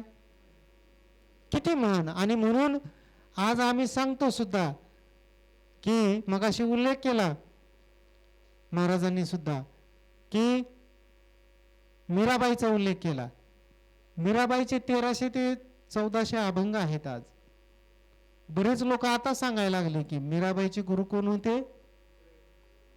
मीराबाई सगळीकडे गेली महाराज, तिला कुणी शिष्या करून घेतलं नाही का? तुळशीदारचं कोटेशन मगाशी सांगितलं कोणी तर, ढोर गवार पशु शूद्र नारी सब ताडन के अधिकारी. वर्णव्यवस्थेमध्ये स्त्रियांना कुठलं स्थान नाही आहे. आणि म्हणून त्याही शूद्र आहेत. आणि शूद्राला ब्राह्मण कुठलाही शिष्य म्हणून ऍक्सेप्ट करत नाही. हे वास्तव होतं. आणि नाईलाज असतो मीराबाईला गुरु रविदासांकडे यावं लागलं. पण गुरु रविदासांनी काय केलं, मीराबाईंना शिष्य म्हणून स्वीकारलं. आणि ज्यावेळेस हा संवाद झाला त्यावेळेस मीराबाईचं कोटेशन आहे, ते म्हणतात, गुरु मिलिया रविदासजी दीनी ज्ञान की गुटकी चोट लगे निज नाम हरि की महारे बेवडी खटकी. गुरु रविदास त्यांना मिळाले. हे सुख दुःखाबद्दल सांगितले. बुद्धाचं बी तेच तत्वज्ञान आहे. आम्ही आमच्या मनाला न्यूट्रल भाव ठेवला पाहिजे सुख आणि दुःखामध्ये. कबीरदास काय म्हणतायत, वर लिहिलेलं आहे, दुख में सब सिमरन करे सुख में ना कोय, जो सुख में सिमरन करे तो दुःख काहे कोय. दोह्यातूनच अर्थ स्पष्ट होतोय. रविदास काय म्हणतायत बघा, सुख दुख सम करी जानो तो दुख ही सुख होय. रविदास जो सुख ही दुःख कहे तो दुःख भी सुख होय. बऱ्याच माणसाला खोटं बोलायची सवय असते. सुखात राहिलेलं असते पण इवळत असते. गुरु रविदास काय म्हणतात त्याच्यासाठी, सुख ही दुःख कहे, सुखाला सुद्धा दुःख म्हणतो, त्यांची सुख सुद्धा दुःखात परिवर्तित होतात. फार मोठी विचारधारा आहे. प्रेमाबद्दल गुरु रविदास म्हणतात, रविदास प्रेम नाही छिपच काही लाख छिपाय. बघा, आपल्या आयुष्यामध्ये आपल्या डोळ्यामध्ये 2दा अश्रू येतात, इतर वेळी नाही येत. कधी? घरामध्ये वाईट प्रसंग झाल्यानंतर, मृत्यू झाल्यानंतर आपल्या डोळ्यामध्ये आपोआप अश्रू येतात. आणि दुसरा कधी प्रसंग असतो, ऊर भरून आल्यानंतर अति आनंद, आनंदाचे अश्रू. म्हणजे एक आहे दुःखाचा अश्रू आणि दुसरा आहे आनंदाचा अश्रू. एखाद्याला बघा, बऱ्याच दिवसातून मुलगा आलेला असतो, माईला बघितल्यानंतर ती ढसाढसा रडत असते. मग तिला दुःख झालेलं असतं का? नाही, ती आनंदाचे. म्हणून गुरु रविदास म्हणतात, प्रेम न मुख खोले, तिच्या मुखातून शब्द फुटत नाही. आणि म्हणून ते म्हणतात, कौब नैन देत हे रोय. आणि मग तेच आनंद तिच्या डोळ्यातून प्रकट होता. ही प्रेमाची व्याख्या केली. आम्हाला काय प्रेम म्हणलं का प्रियशी आणि प्रियकराचंच प्रेम दिसतं. अरे ज्या मायेनं त्या मुलावर केलेलं आहे, पतीनं पत्नीवर केलेलं आहे, पत्नीनं पतीवर केलेलं आहे, बहीण भावाचं प्रेम आहे. समाजावर केलेलं समाज प्रेम आहे. देशासाठी केलेलं देश प्रेम आहे. देशासाठी कितीतरी लोक हुतात्मे झाले. ह्या प्रकारची साधू संतांच्या वाणीमध्ये प्रेमाची व्याख्या आहे. त्यानंतर सामाजिक कार्य, समानता, धर्म, याच्यावरती भरपूर दोहे झालेले आहेत. हा दोहा मी काही एक्सप्लेन नाही करणार, सगळ्याला माहीत आहे. धर्मावर बघा, रविदासांनी त्या काळी मुस्लिम राज्यकर्त्याच्या वेळेस म्हणले, मुसलमान सो दोस्ती हिंदू सो कर प्रीत, रविदास जो तो सब राम की सब है अपने मीत. किती मोठा विचार आहे. मंदिर मस्जिद वर बोलले, दोहे एक है मंदिर मस्जिद, दोहे एक है इन मन अंतर नाही. रविदास राम रहमान का झगड कहू नाही. त्या दोह्यातूनच आपल्याला समजतंय जातपात. मी मगाशी हा दोहा सांगितला प्रभू निवेदन करत असताना, वेद पड पंडित बन्यो गांठी पडितो चमार, रविदास माणूस एक हे नाम धरी. गुरु रविदास म्हणतात, अरे वेद पडतो त्याला तुम्ही पंडित म्हणता आणि जो चपल्या सांगतो त्याला चमार म्हणता. कुठला आलाय हा न्याय? है ना. म्हणून त्यांनी ते पुढं क्रांतिकारी विचार तुळशीदासांचा मी उल्लेख केलेला आहे मगाशी जे सांगितला. जो गुणहीन ब्राह्मण आहे त्याला पूजू नका. गुरु रविदासाने क्लिअर कट म्हणले, रविदास ब्राह्मण मत पूजे जो होवे गुणहीन. गुणहीन अशाला पूजू नका. मग चांडाळ आहे, अस्पृश्य आहे, त्याला पूजा, पण तो कसा असला पाहिजे? जो होवे गुण परवीन, जो गुण परवीन आहे. आणि म्हणून या ठिकाणी ह्या स्लाइड मध्ये फक्त रेड तुम्ही लक्षात ठेवा, कर्म है ना. आदमी जन्म से नहीं तो महान कैसे होता? कर्म से होता है. तो कर्म हमारा आचार्य है. आणि ही व्यवस्थाच्या बाबतीत गुरु रविदासांनी पहिला दोहा आहे ब्राह्मणांसाठी, दुसरा दोहा आहे वैश्यांसाठी, क्षत्रियांसाठी, तिसरा दोहा आहे वैश्यासाठी आणि चौथा दोहा आहे शूद्र. आपण पंढरपूरला नेहमी जातो, दर्शन घेतो, काय करतो महाराज? कशाच दर्शन घेतो? विठ्ठलाचं. विठ्ठलाचं कुठं दर्शन घेतो? पदावर आपण नतमस्तक होतो, स्पर्श करतो. तोच अर्थ आहे त्यात. रविदास जो अति पवित्र है सोई सुधर जान, जो कुकर्मी असुद जिन न सुधरमान. कुकर्मी लोकांना त्यांनी सुधर मानलेला आहे, है ना. जसं विठ्ठलाला आपण त्यांचे पद स्पर्श हे सगळ्यात पवित्र आहे. मग मनुस्मृतीमध्ये सांगितलं शूद्राचा जन्म कुठून झाला? पायातनं झाला. किती मोठं खंडन गुरु रविदासांनी केलेलं आहे. हा दोहाही मी मगाशी सांगितला, जग में वैद्य मानिजे इनमें और कुछ और कहो कवन परी कीजे. आणि म्हणून त्यांनी या वेदाचं खंडन केलंय. 4 वेद किया खंडोती, जन रविदास कर खंडोत दंडोती. अध्यात्मावर थोडे दोहे आहेत, आपण स्पष्ट फटाफट घेऊया. आध्यात्मिक कार्य, नामस्मरण, पूजा आणि भक्ती. हा दोहा नेहमीच तुम्हाला ऐकायला मिळाला. हरिसो हिरा छाड के करे आन के आस, ते नर दोजक जाहिंगे सतभाके रविदास. याचा अर्थ बी मी बऱ्याच वेळा सांगितला. पण गुरु रविदास, आज आपण पाहतो महाराष्ट्रामध्ये एक नवीन प्रकरण आलेलं आहे, त्याच्यावर बोलायचं नाही, पण हा रेफरन्स मिळतो म्हणून बोलायचं नाईलाज आहे.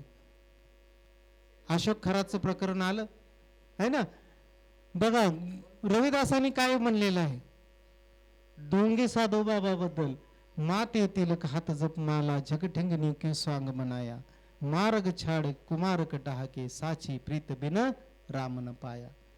रविदासाचा दुसरा एक अभंग आहे, ते म्हणता, ऐसी भक्ती ना होई रे भाई, राम नाम बिन जो कुछ करिये सो सब भरम कहाई. अशी नाही होणार. जंगलामध्ये जाणं, वेशभूषा करणं, माळा घालणं, अंगाला राख फासणं, ये भक्ती नाही हो सकती है. आणि म्हणून ते म्हणतात, तुमच्या मनामध्ये जोपर्यंत साचे प्रीत, खरं प्रेम त्या प्रभू परमात्म्यापर्यंत होत नाही, तोपर्यंत राम तुम्हाला मिळणार नाही. या असा हे त्या दोहाचा अर्थ आहे. नामस्मरणाचं आपल्याला सगळ्याला महत्व माहित आहे. ज्ञानेश्वरांनी सुद्धा नामस्मरणावरच भर दिलेला आहे. कितीतरी दोहे त्यांचे म्हणजे हरिपाठातले ज्या ओव्या आहेत त्या हे स्पष्ट करतात. रविदासांनी सुद्धा ते नामस्मरण करत होते, रामाचं नाव घेतलं होतं. पण ते राम कुठला? झालं 5-10 मिनिटात खतम करतो, समजलं. कारण हा विषय असा आहे. ठीक आहे, आपण 5 मिनिटामध्ये वाइंड अप करू, कारण बराच वेळ झालेला आहे. तर हा दोहा मात्र महत्वाचा आहे. रविदास हमरो रामजी दशरथ कर सुत नाही, राम मही रमी रही बिसंब कुटुंब माही. आमचा राम दशरथ पुत्राचा राम नाही. तो कुठला? विठ्ठलाला नामदेवानं रामाबी म्हटलेला आहे, राम म्हटलेला आहे. तो हिंदी मधला अभंग आहे. प्रश्न नंतर संपल्यानंतर. आता ऐकून घ्या थोडा. नाही नाही नंतरच ना, मग मी लिंक आता मला मेसेज आलाय बंद करा म्हणून. तर अशा रामाची पूजा ह्याचं बी मी जास्त विश्लेषण करणार नाही, कारण आम्ही पूजासाठी जे साहित्य वापरतो, गुरु रविदास म्हणतात दूध तपचर थनो बिटारे फूल बोर जलमीन बगारे. ज्याचे आपण दुधाचे अभिषेक करतो त्या दुधाला कुणी उष्ट केले? त्या बछड्यानं उष्ट केले थनातच अगोदर, धार काढायच्या अगोदर सोडतोय ना. त्यानंतर फुलाला बी भवऱ्यानं उष्ट केले. जल मीन बिगार, मीन मासे असतात जलामध्ये, असंख्य मासे असतात. माई गोविंद पूजा म्हणजे जे अभिषेकासाठी वापरलेलं साहित्य सुद्धा ऑलरेडी उष्ट झालेलं आहे. हे प्रभू परमात्मा मी कशी पूजा करू? तर रविदासांनी प्रश्न नाही निर्माण केला, उत्तरही दिले त्याच अभंगामध्ये. काय म्हणतात? तन मन अर्पू पूज चराहो एक गुरुप्रसाद निरंजन पाहू. खरी पूजा करायची असेल तर शुद्ध तनाने आणि शुद्ध मनाने करा. तन शुद्ध करने के लिए हमको बहुत सारे शैम्पू है, साबुन है. मन शुद्ध करने के लिए है कोई शैम्पू? एकच है, वो नाम स्मरण से मन शुद्ध हो जाएगा. भक्तीच्या मगाशी हा दोहा सांगितला, मी स्किप करतो. देवाचं वास्तव कुठं? भाऊनी मगाशी सांगितलं बघा, ह्याच्यावर खंडन केले. का मथुरा का दार का काशी हरिद्वार, रविदास खोजा दिल आपला तो मिलिया दिलदार. मनाबद्दल बहुतच फारच मोठं काम केलेलं आहे गुरु रविदासांनी. मी डिटेल सांगत नाही, पण या ठिकाणी मी एक मला समजलेला अर्थ सांगेन. ही म्हण तर सगळ्याला माहीत आहे, मन चंगा तो कुटुंबी कंगा. गुरु रविदासांना याच्यातून असं म्हणायचं आहे, आज बी आपल्याकडे पवित्र कुणाला मानलं जातं? गंगेला मानलं जातं. चंद्रभागेमध्ये आल्यानंतर वारकरी पहिला आंघोळ करतो, पवित्र होतो. आता ही रूढी परंपरा आहे, पण खरंच का आपण स्नान केल्यानंतर पवित्र होतो, पाप धुवून जातं? हा विचार करण्याचा प्रश्न आहे. मनच जर मैला असेल तर स्नान करने से कुछ नहीं होगा. यही संदेशा गुरु रविदास जी ने कहा था कि जर तुमचं मन चंद्रमा की तरह शुद्ध भांती रहेगा, आरशामध्ये जसं आरशावर जर काय असेल तर तुमची प्रतिमा दिसत नाहीये, तर तुमचं मन जर निर्मळ असेल तर कटोतीचा अर्थ काय? चांभाराचं कुंड, खेटरा आपण भिजवतो ना, ते पाणी किती घाण असतं, दर्प येतो त्याचा, मला माहित आहे. ते जे पाणी आहे बघा, रविदास काय म्हणतायत, किती मोठं खंडन आहे. हे अर्थ कोण सांगत नाहीत, वेगळा अर्थ सांगतात. पण गुरु रविदास म्हणतात, जर तुमचं मन निर्मळ असेल तर ह्या कटोतलं पाणी सुद्धा गंगेपेक्षा निर्मळ आहे.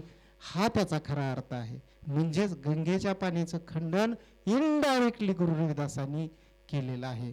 पण याचा अर्थ प्रत्येक जण वेगवेगळा सांगतात, पण मला जे समजलं तर मी निर्भीडपणे सांगतो, हा त्याचा अर्थ आहे. हा दोहा बी मी मगाशी निवेदन करताना हे केलेला आहे. कपट करू नका, महापाप आहे. दुसऱ्याचं वाईट चितवू नका, कारण दुसऱ्याचं तोंड काळं करायचं असेल तर पहिले माझं हात काळं करावं लागतील. हात तर जाऊ द्या हो, धुवून टाकता येईल, पण माझं मन काळं करावं लागेल. आणि म्हणून हे पाप आहे. संताची संगत करा, संतची संगत संत कथा रस, संत प्रेम माझे देजे देवा देव.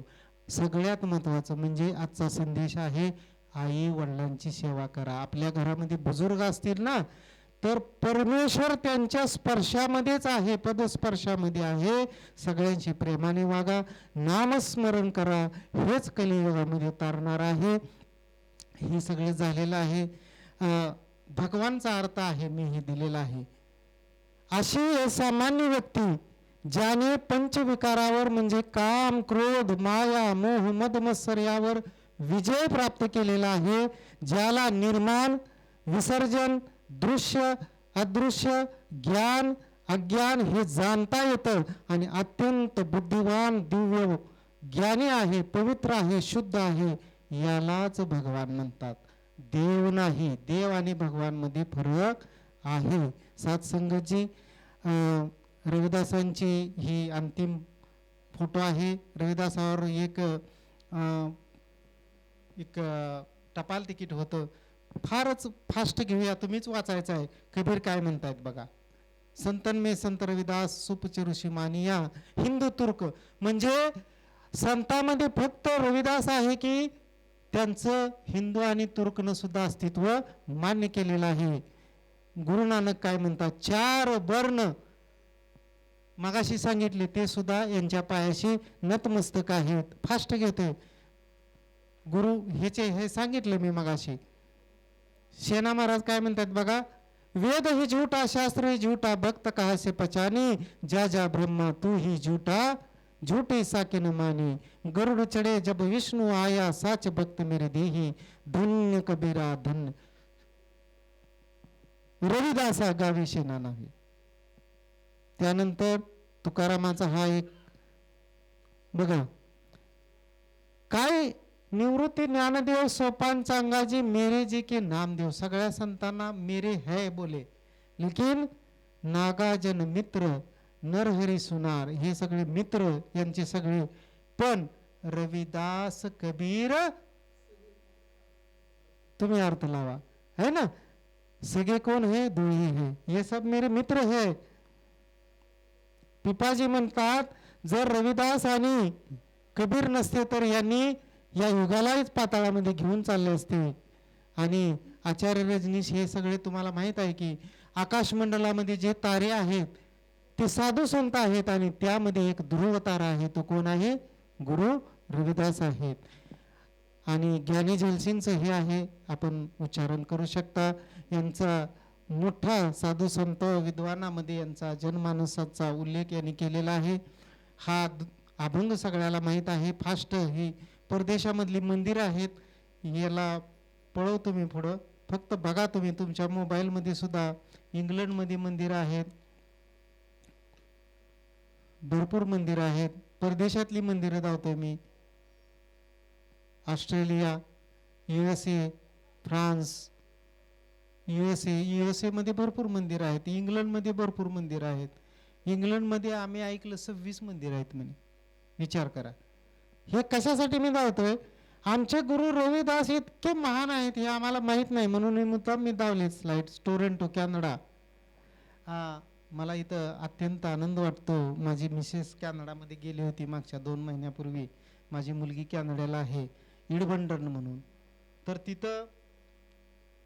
तिथून 300 किलोमीटरवर रविदास मंदिर आहे, तिथं ती जाऊन आली.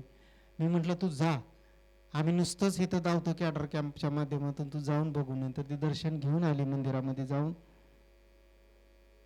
इंग्लंडचं मंदिर आहे, प्रथम जन्मस्थान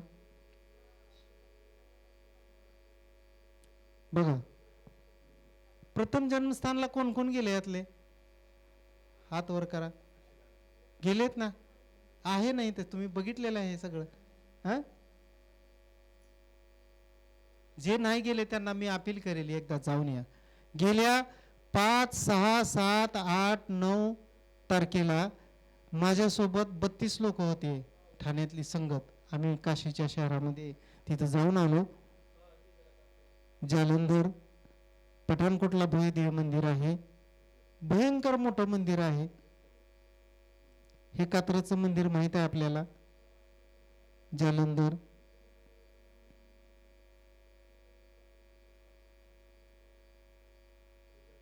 पंजाबचे मंदिर आहेत. हे राष्ट्रपती KR नारायण यांनी मोठं अर्पण केलेलं रविदास गेट आहे. एंड होतोय. रविदास वाणीचं सार सांगितलेलं एका स्लाइडमध्ये. भगवान रविदासांची अमृतवाणी सुखमय शांतिमय असून तिचे श्रवण केल्याने सर्व, मी असं म्हणणार नाही की तुमचं सगळं दुःख नाहीसे होतील, पण गुरु रविदासांच्या विचाराला जर तुम्ही जोडलं तर संसारामध्ये येणाऱ्या संकटावर मात करण्याची कला तुम्हाला निश्चित प्राप्त होईल, ही मी ग्वाही देतो. कारण आम्ही गेले 15 ते 20 वर्ष वाणी अभ्यासतोय, तर माझ्या स्वभावामध्ये किती फरक झाला, आमच्या कुटुंबामध्ये किती फरक झाला आम्ही अनुभव घेतोय. आणि मनामध्ये असणाऱ्या विषय वासना, जसं मगाशी स्त्रियाबद्दल असणारा जे विचार आहे, आज मी या माध्यमातून रविदास मदिरा मत पिजे म्हणलं, संध्याकाळी सत्संग झाल्यानंतर मीच बेवडा पिलो तर काय होईल. हा फरक होतो. म्हणून म्हणतो आपल्या जीवनामध्ये हा बदल होतो. जे वारकरी संप्रदायामध्ये आहेत त्यांचं वागणं, ज्याच्या गळ्यामध्ये माळ आहे त्यांची काय म्हणायची पद्धतीच बदललेली असते. तुम्ही बघा, ही कुणाच्या विचारधारेचा असतो प्रभाव? साधू संतांच्या, महापुरुषांच्या. आणि म्हणून भोगविलास नाहीसे होतात आणि सगळ्यात महत्वाचं म्हणजे शरीर निरोगी राहतं. आणि निरोगी राहिले तर तुम्ही जास्त काळ टिकू शकता. थोडक्यात आपण गुरु रविदासांचे भक्त न बनता आपण अनुयायी बनायचं आहे. त्यांच्या विचाराला ग्रहण करून आपल्या दैनंदिन जीवनामध्ये ते अनुकरण करायचं आहे. आणि म्हणून खाली मी लिहिलेलं आहे, शिक्षा, संस्कार, संगत, एकता व सर्वात महत्त्वाचे म्हणजे आपली स्वतःची एक व्यक्तिगत ओळख निर्माण होण्याचा प्रयास होतो. हा दोहा सगळ्यांनी ऐकलेला आहे, सगळ्यांनी सांगितलं आहे. भावने याच्यावर फार छान विवेचन केलेलं आहे. पण या ठिकाणी एक छोटीशी फिल्म आहे.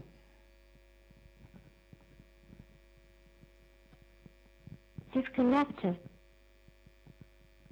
याचा साऊंड तो डिस्कनेक्ट म्हणतोय. असू द्या, तुम्ही फक्त चित्र बघा. साऊंड आहे Connected. काय दिसतंय? जंगलचा शेर आहे. Disconnected. खाली कोण आहे? याच्यातून काय अर्थ घ्यायचा आपण? एकतेची ताकद. अगोदर आपण बघितलं, ती स्लाइड मी एक्सप्लेन नाही केली कारण भावनी मगाशीच सांगितलं मधमाशाचं उदाहरण Connected. है ना. काय केलं त्यांनी? खात्मा केला. हा मेसेज मी का टाकलेला आहे? Disconnected. कारण आम्ही ते एकत्र आहे म्हणून जंगलच्या राजाला सुद्धा फाईट करू शकले. मग आम्हाला मेसेज काय द्यायचा आहे गुरु रविदास वाणीतून? वो मधुमक्खी जैसे हमने रहना है, हमारे ऊपर कोई अटैक करे तो जिस प्रकार वो प्रत्युत्तर देती, एक संघ होके हमें रहना है. कारण माणूस ज्यावेळेस एकत्र येतो त्यावेळेस काय करतो? विचार करतो. आणि ज्यावेळेस विचार करतो त्यावेळेस संघर्ष करतो. आणि जो माणूस संघर्ष करतो विजय उसके मुट्ठी में रहती है. तो हम आज क्या सीखेंगे? हमें इकट्ठा होना है. मैंने प्रयास किया. रविदास वाणी अब बहुत है, मैं खाली रविदास वाणी लिया, बहुत सारा हमारे पास मटेरियल है, कंटिन्यूस 4 घंटा भी चल सकता है, लेकिन अभी समय सीमा में रहना है. परंतु मी व्यवस्थित थोडासा फास्ट जाण्याचा प्रयास केला. हा रविदास वाणी जी आहे खरंच, आणि थोर महापुरुषांनी सुद्धा म्हटलेलं आहे. काय म्हटलेलं आहे? जब तक है आकाश पे सूरज, गंगा में है पानी, अमर रहेगी धरती पर गुरु रविदास की अमृतवाणी, गुरु रविदास की अमृतवाणी. आणि या ठिकाणी पंजाबचे संत महापुरुष आहेत. पंजाबीमध्ये एक पंजाबी गीत आहे, त्याचा थोडासा अंतर आम्ही या ठिकाणी घेतलेला आहे. तर त्या अंतरानं या ठिकाणी सांगता करूया. तुम्ही मला ऐकलं. आपली इच्छा असेल तर आपण प्रश्न उत्तर घेऊया. ताईचा एक प्रश्न आहे त्याचं उत्तर घेऊया, किंवा ज्याला भूक लागली असेल तर ते आपण जाऊ शकता. कारण जेवण तर आम्ही रोजच खातो. हा हा हा हा झालं, 5 मिनिटं झालं. तर हा जो एंड आहे, काय म्हणतात त्यांच्या गीतामध्ये आहे, जीवन के हर पल में जिसका हमें सहारा है, जीवन के हर पल में जिसका हमें सहारा है, गुरु रविदास की अमृतवाणी को प्रणाम हमारा है, प्रणाम हमारा है. जय गुरुदेव, जय गुरु रविदास. तुम्ही मला ऐकलं. कुणाचे प्रश्न असतील तर बी आम्ही तयार आहोत, अन्यथा जेवणासाठी तयार आहे.